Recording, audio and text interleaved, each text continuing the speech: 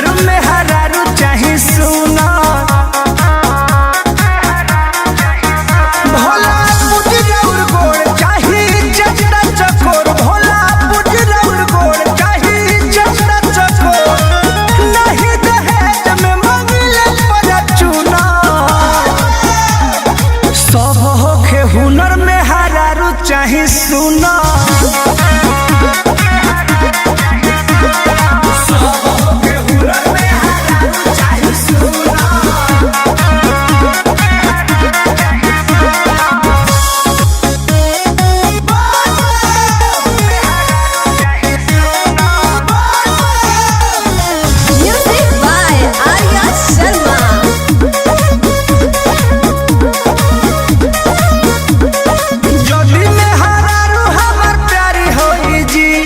मंदिर में चौठारी होई जी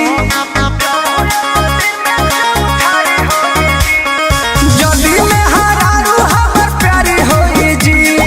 रौरे मंदिर में चौठारी होई जी रवतैयार कर मिलल छुछुना सब होखे हुनर में हरारू चाहे सुना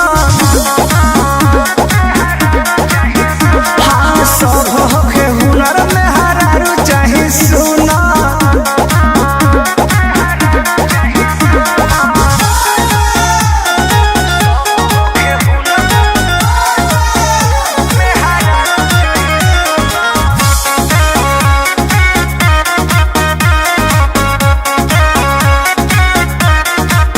कृष्णा में दर्द पर मोध आइले चंदन अनुरोध कइले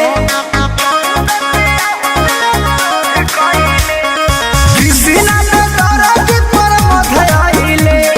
सोए हुआ के अनुरोध कइले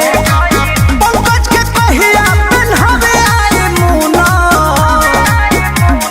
सब होके हुनर में हरारू चाहे सुना सब होके हुनर में हरारू चाहे सुना